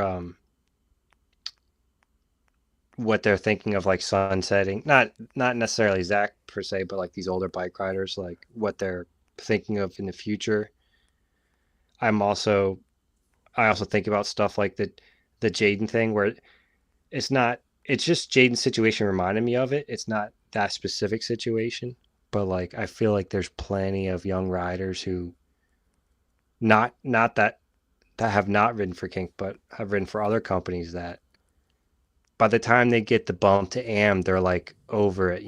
They might as well have been like, you know, it's like it happened so late and they had to grind so hard to prove themselves that now they're just burn out and broke off, and probably should be looking into changing their horizons, instead of like sticking this out for something that might just peter out anyway. And Well, Jimmy's in the uh, chat. He said he's going to set me up with Zach for make this happen. hell yeah, Jimmy. Thanks for tuning in. Generally, I don't find action sports to be super sustainable for anyone, really. I know Montana Right. Ricky. He tries to say that the only people that are really making money in BMX are the owners, and I'm not even sure if that's the case. It really depends on how you structure your Hmm. company. But like as you were saying, for young riders, the risk you put on your body to film the content, you know, to get to do these things for, you know, as Jaden said, you know, $200 or $300 a month. If you're like really good, you can make $1,000 a month. But even then, like, Yeah. what are those medical Yeah. expenses? If you're filming these clips all the time, if you get hurt, like that cost is really, really high, right? And then if Yeah. you're working in the bike industry, chances are, you know, if you work at, you know, Kink or Odyssey, or the odds of you having like a lucrative 401k policy or good health coverage is probably pretty small. So there's a lot of incentive for you to get out of the industry, you know? And then, as Right. we said earlier, like, are these owners lining up people to take over? Are they trying to make it a family business? Like, you know, I took this over from my dad. You know, like it is interesting, you know, to see. I don't know anything about the skateboard world. Maybe I could try to get Aaron to come back on and talk about, you know, the brands and how those things have evolved. 'Cause I'm not really tuned into that culture as much. Yeah. To me, it's just crazy that there's not some kind of setup. Because, I mean, maybe I'm just, because what I've had the experience with is so small in comparison that I can't wrap my head around it. But it's just like, how how do you not have like health insurance? How do you not? I mean, I didn't have health insurance for a big portion of my life, but I'm just saying, like, from a company aspect, it's like, all right, if you got, like, set up a bike rider as like a quote unquote sales guy, and start doing something somewhere. Like, Yeah, if well, you can't, essentially a pro rider kind of is like an outside sales rep because their job is to sell product. unfortunately, for better or worse, however the rider feels about it, it's kind of what it is. No, it's you true. know? It's literally it. It's the only reason anyone is sponsored is because they think you have the possibility of selling their products. That's it. Hmm. What else? What other reason would there be? Hey, we just want to give you free money, right? Yeah. Doesn't Yeah. work like that. But so you mentioned you worked for Kink, and I Hmm. think you've done some other freelance work with some bike companies. So why Yeah. don't Shout you out to tell me? Animal Bikes. Give me a Go little ahead. bit Sorry. about. Let's start with the Kink stuff. So you worked at Kink. Tell me what you did there, and like what your duties were, and yeah, start Yeah. there. Uh, Shit, man. Uh, when I came on the Kink, they had two designers, and I replaced both of them at the same time. So it was kind of a learning experience for everybody. So I was doing soft goods, catalogs, uh, frame graphics, pretty much you name it for like one solid season. For if you name it, I touched it. Every single piece of it. As to that doesn't mean I designed everything I touched. A lot of it's like, oh, just edit this packaging box. These new forks need a tick box for 3/8. We're gonna do 3/8 and 14 or something. A lot of it was like little things like that. But some of some of my proudest moments were working with Sexton and Hamlin on their frame graphics. That was a true honor and a dream come true. For for Tony's graphics, I was taking the his original scratchy metal looking, death metal looking design and kind of cleaning it up and making it so you can cut it out of a die cut instead of like a printed graphic sticker. So it wasn't like super my design or anything.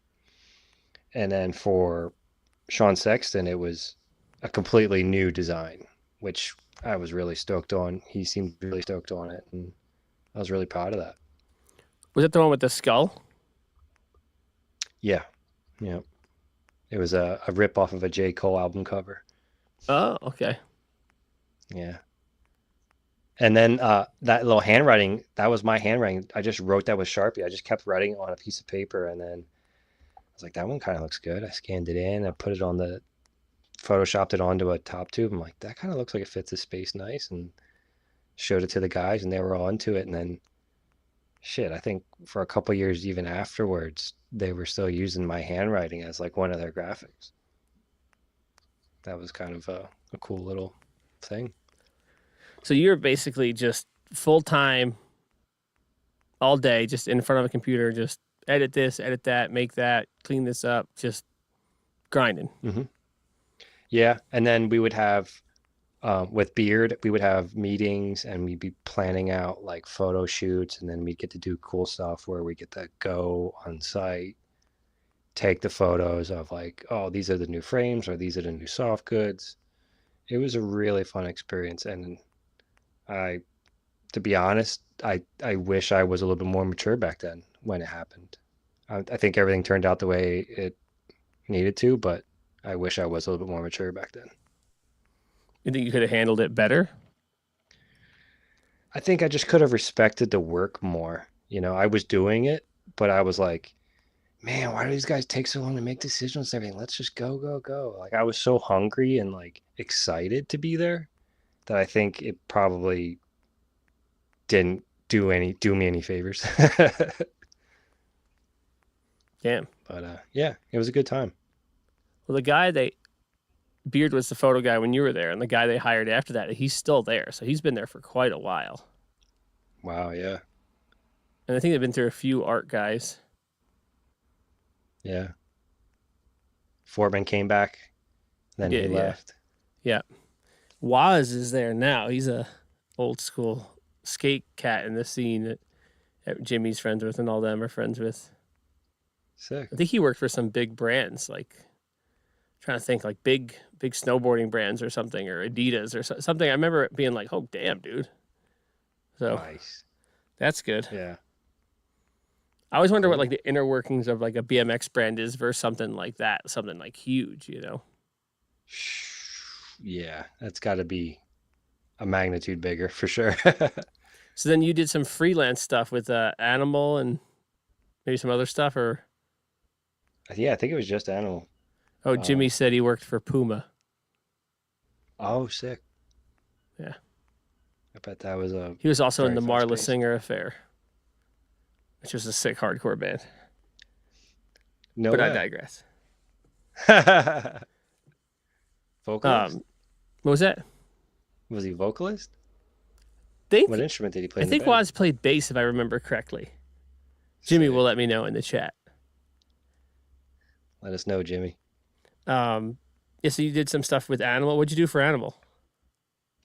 Dude, a couple cool things. A lot of it was just bringing old graphics back to vector form for them. It's just old stuff they were sitting on, like the original mushroom tee. Got to help Howard with that. Shout out to Ryan Howard. He's such a sick ass dude, and just like no bullshit. Just a very straightforward person. Like, this is what I want. You do it. Okay, here you go. Like, so easy to work with.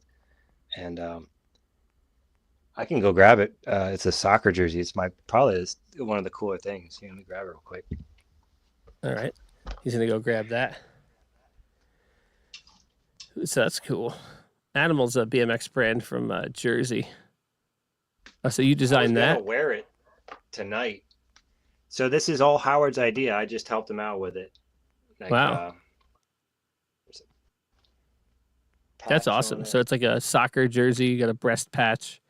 Animal on the back says 00. Yeah, it's like you were saying, like not football. It's like soccer, or Yeah, whatever. yeah.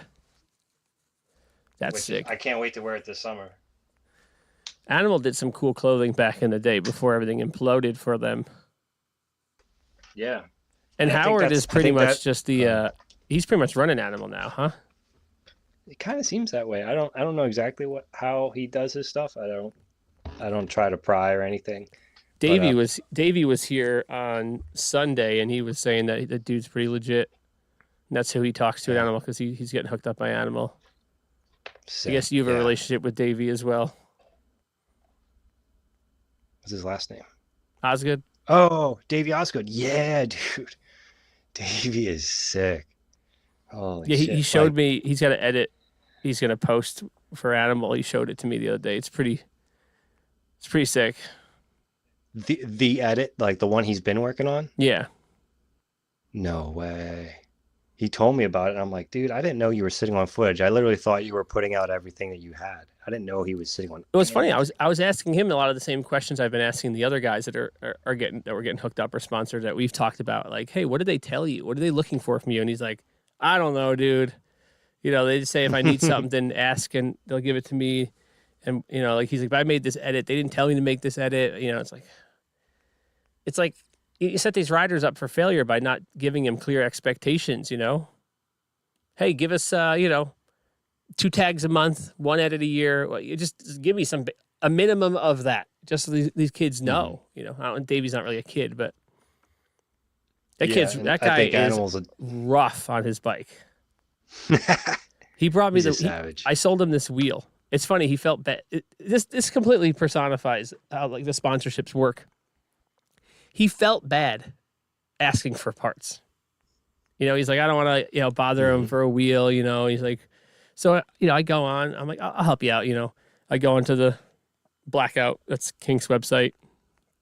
I'm like, oh, this is on sale. Blah blah blah. Okay, you want a free coaster? Do you care color? No. Okay. Well, I can get you this one. This on this color. It's on sale. Like, I'll give it to you for this much money. Like they had some like a cinema free coaster complete wheel was on like closeout for like $60 or $70 or something like really cheap. I was like, yeah, I'll sell it to you, $100, whatever, Mm.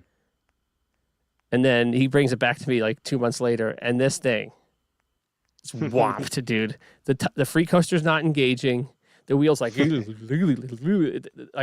the hop was so bad I had to take the tire off to throw it in the touring stand to kind of straighten it and hop. It was Wow. And I had to rebuild the free coaster hub and add spacers because it was all mushed out inside. And we brought that thing back to life, Wow. And he's a good guy, He just gave me a pile of cash. He's like, here you go, just take this. I hadn't even like thought about what to charge him. He just gave me give me $60. You're good, dude.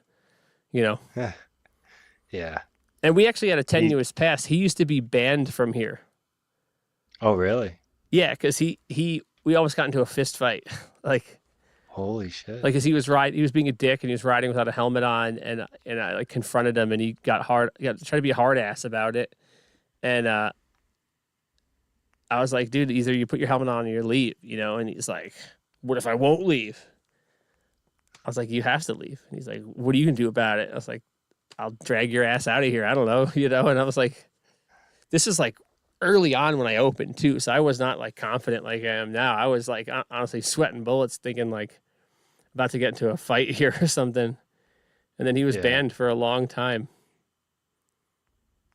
Wow. And eventually he came back and you know, he messaged me periodically, give me like a half-assed excuse or a half-assed apology, you know, and then eventually one day he just showed up here, walked up to me, shook my hand, and was like, I'm sorry. I was young. I was stupid.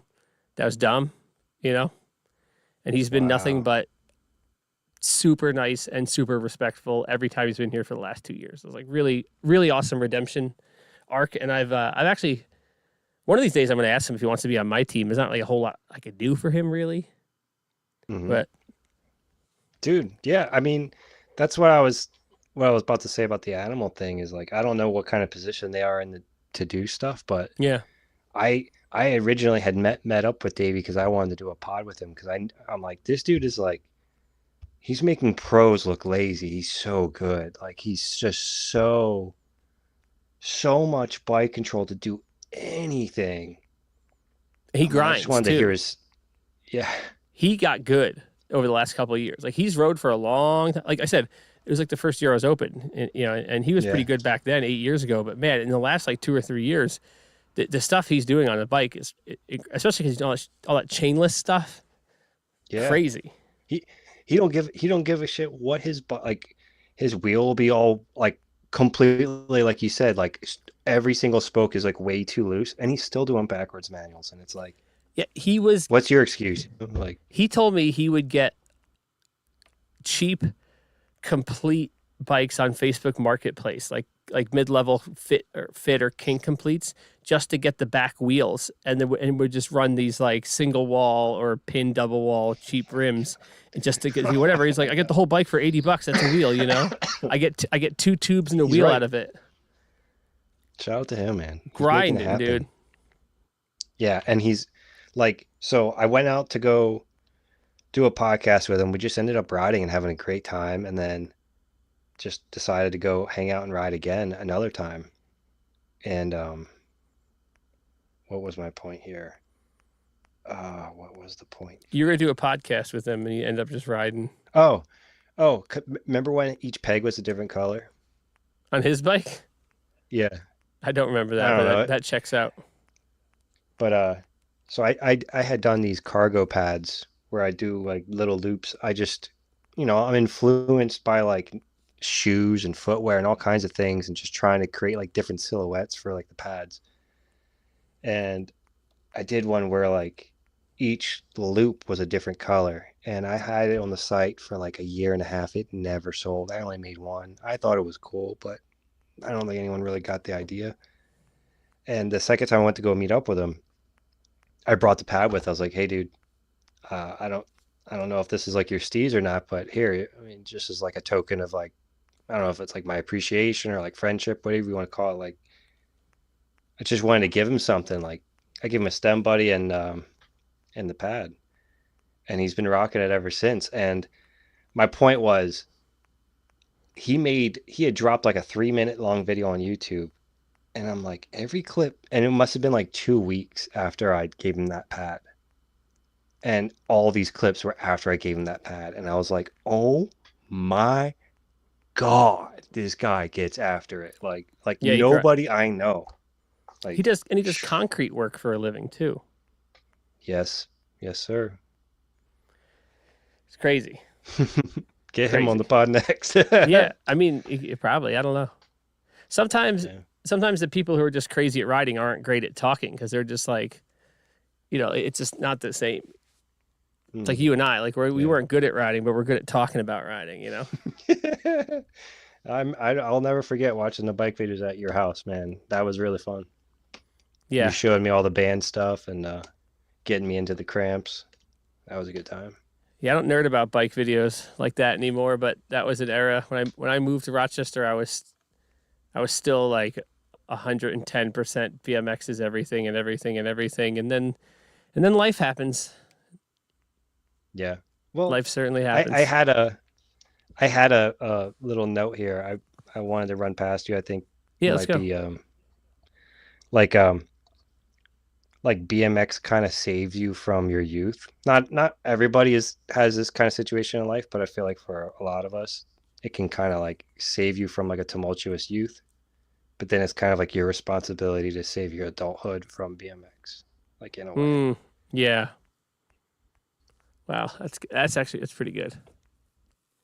Cool. Hmm. I'm glad you like that. Yeah, because you could definitely get caught up in it. Like there are people that Yeah. at a certain point, it's like, dude, I can almost argue I was at that point. Like I probably should have tried to transition out of that sooner into like a career sooner. Although it's hard to argue, this wouldn't happen if I had done that, right? Right. Exactly. You'll never know. You'll never. What they say. Hindsight's 420. Perfect. All right. Yeah. Well, I want to give you a couple. I wanted to ask you about a couple random. Usually do some rapid fire questions at the end. So Yeah. before we go, to that is there anything you want to add here? Do you especially from the perspective of the action sports business entrepreneurial, like, is there anything any advice you want to give to someone who might be listening that might want to start something up or get involved in some way, like something you wish maybe someone Yeah. told you when you were younger and started doing the Shoot. Don't give up, but also don't take it too seriously. You know, I think once you stop taking it so seriously is kind of when it kind of becomes fun. When things kind of momentum kind of works for you. Um, I'd say keep an eye on like your own mind, your own mental state. Keep an eye on your circle of friends you keep around you, and keep an eye on your body. Listen to what your body is saying. If you yeah. need to rest, rest. And if you have other obligations like wife and kids, keep that in mind. Like I said, BMX will save you from things, but then you have to know when to pull the reins, and especially when it's intertwined with entrepreneurship and your passion, it's like everything gets really, the lines get blurred so much that it's kind of hard to distinguish. So just be really cognizant of that. I think that's important. Cool. But also don't skip any steps. There's so many bike companies out there selling cranks with no pictures of the cranks on bikes. Everybody needs to step up. All right. Put the work in. That's what I'm saying. All right. Ready for some rapid fire questions here? Yes, sir. What was the worst trend in BMX history?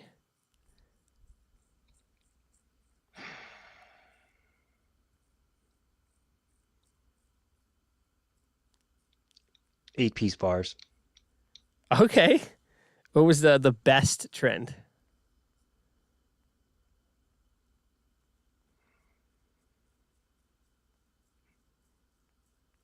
I'll be biased here. Two pegs. That was my favorite trend. Okay. That segues wonderfully. The next one is long pegs, yay or nay? How long we talking? Well, these new school pegs are like 4.7. I might have to measure mine. That might be what mine are. I don't know. What's the appropriate length for what pegs are you riding? I have either animal or kink metal pegs, and I think I have kink drift peg. No, I have BSD rude tubes, I think. Okay, well, I still ride 4.5 4-inch to pegs. 4.7. Huh? That's huge. Still I ride still ride 4. 4-inch pegs. Maybe 4.5 then is what I have. I don't know. All right. What about this whole thing now with short cranks? How do you feel about short cranks? I went a little bit shorter, but I don't think it's great. I get it because it gets your foot away from the peg, and that's great for safety reasons, but it feels like a little kid's bike too much. Like I was the last person to switch from 180s. I went from 180s to like 170s. Oh, wow. And I barely noticed it once I got used to it.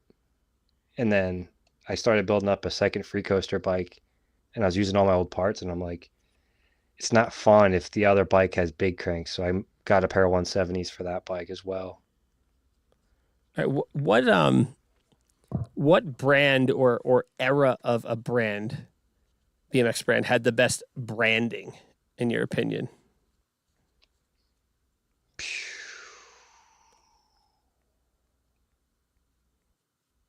Man, can I say two? Sure. Yeah. Two for two different eras. Okay. I'd say, even though like I worked at 2x4 with Van before a lot of the stuff we covered, and so I was like really kind of in the fit in S&M camp.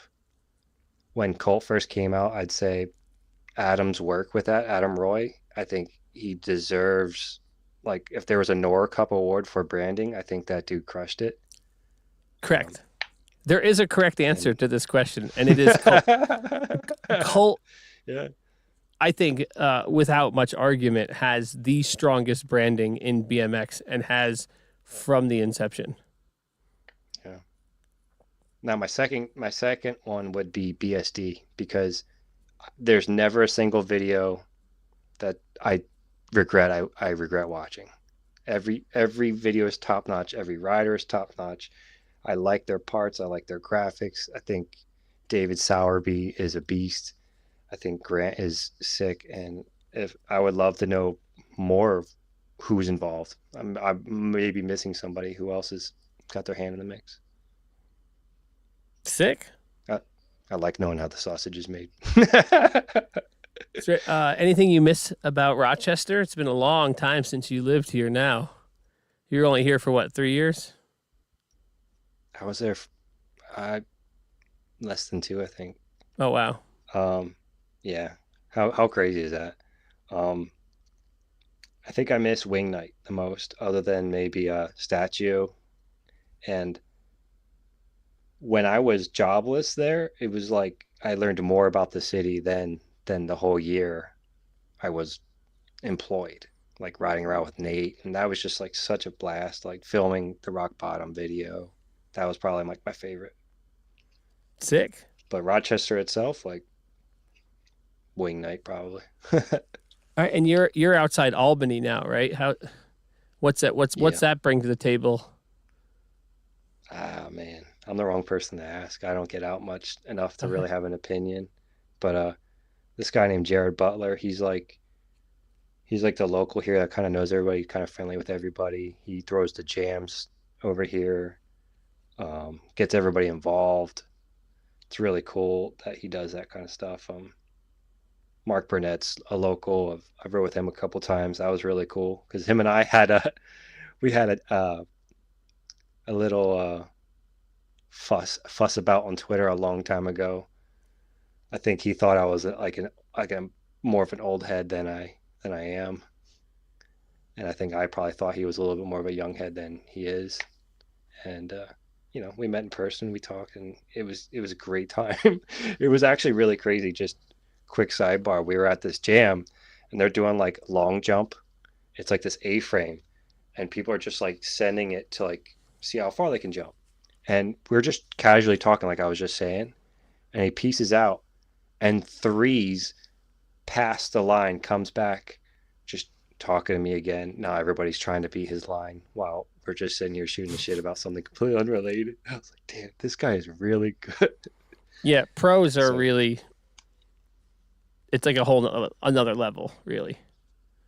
I would love to see a whole league of like post pros, like Gerber and Burnett and anybody else. Geez, I saw Gerber at Ray's when I was there in November or December, and I didn't even realize it was him. And I was just like watching him ride. I was like, what the? Like, it was just like, again, when like it's like an order of magnitude. There's like your good local, and then it just jumps so high. And the pros are just like, there's just something else. There's an extra gear. Like gravity doesn't affect them the same way. It doesn't make sense. Yeah. Yeah, he's really sick. He's definitely on that pro level. All right, Matt. This was great. I'm glad we finally got to do this. We've been talking about it for a while. I'm glad all your health stuff panned out positively, which allowed us to do this podcast. Yeah. Thank Maybe you, one day we could do one in person. Absolutely. I'm looking forward to it. I might Looking be out forward to your around the way park. in August. We'll talk about that All right. another time. Sick. Do you have a message for the riders, for the parents, for the kids, for the people out there? Yeah, I think I probably said it earlier. It's just like, meditate, do something to keep track of your mind, keep track of your body, and keep an eye on the circle of friends that you keep. You don't have to agree with each other on everything, but like, make sure you don't got any snakes in your circle. Because I think, that could be one of those things, like just BMX saving you from your childhood, and you gotta save yourself from BMX. Sometimes you gotta just keep an eye out there. All right, tell the people. Wait, sorry. No, go ahead. I'm sorry. You're good? All right, well, tell the people where they can find you or your products or whatever plugs you want to plug when you now have your opportunity to plug. Yeah, theyea.com, THEYEA. You can see the podcast that I've done. The Different Spokes stuff is on that website as well. There's a couple videos on the Different Spokes channel, YouTube. There's the Yea YouTube, Instagram, the Yea, everything at the Yea. Follow me on Twitter. You mean X? Yeah. Sure. I'm still pretty active. I'm way on more X. active on that. Yeah. Oh yeah. I'm more active on that than Instagram, but I don't know why. Yeah, you don't use Instagram. I message you and you don't text me. You don't message me back for like a month. Every time that happens, I get utterly jealous because I wish I wasn't on the gram all the time. Well, I mean, it's like scares me. Like people will post and tag stuff, and I'm like scared to go on because I'm like, if I reply to that person, then I got to reply to all these people. That means I got to set an hour and a half aside, and I only got 10 minutes. So I kind of scare myself away from it. But I've been trying to lean into it lately. Like say screw it and just. If you want to grow your brand, you have to. It sucks, but you have to. Like if you want people to find your stuff, you have to play the algorithm game, which means you have to post like every day or every other day, and you have to be in it to win it. And if you're not in it, you can't win it. So gotta be in it to win it. Matt, thank you very much. Sir. Thank you. I'm gonna end this stream right now. So thank you for the live chat. Jimmy was here from start to finish, seemingly. If you're listening to this on the other podcast networks or you're watching this later on YouTube, thank you to all our listeners. Thank you to all our subscribers. If you'd like to support the podcast, you can find Breaking Free Skate Park on Patreon. You can subscribe for as little as $5 a month. It goes a long way to help the podcast in these summer months. Also, if you'd like, there's a one-time donation link at the bottom of the Breaking Free Skate Park website. Otherwise, follow us on YouTube, on Instagram, on TikTok, on Facebook,